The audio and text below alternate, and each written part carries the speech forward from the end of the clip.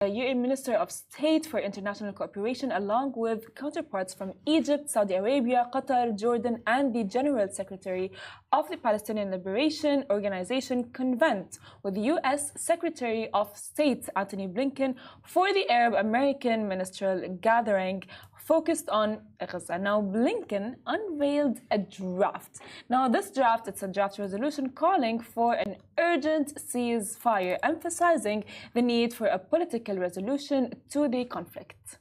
The meeting, which was held in Cairo, saw discussions on the draft resolution, which Washington plans to present to the UN Security Council, linking the ceasefire to efforts to secure the release of hostages. After the US rejected all previous attempts to call for a ceasefire in Gaza, Blinken now mentioned that they're collaborating with Egypt and Qatar on a robust ceasefire plan, which has received a response from Hamas. Well, I think honestly that this is about time, and it's about time that all of the Arab countries are uniting to end what's happening in Gaza.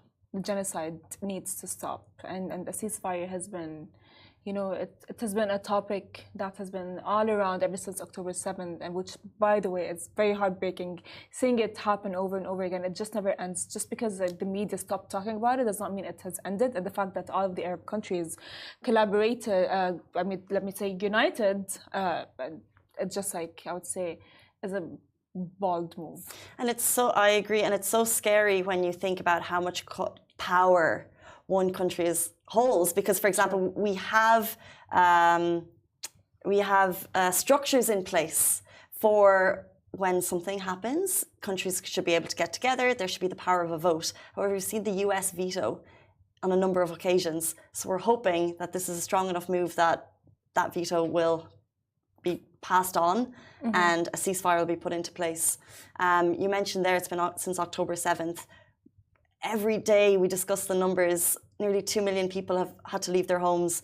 We've talked about the starvation that we've seen in the last couple of months. Now people are talking about a famine, which is created by, you know, sometimes we see famines. This has been created by us as people. That's true. Which is the scariest and most heartbreaking thing. So we really hope that this will lead to a more firm resolution on a ceasefire. 100%. And as well, you know, Casey, we see everything from behind the screens. So I just can never, ever imagine how it is like for them to be on site, like living everything in reality. Yes.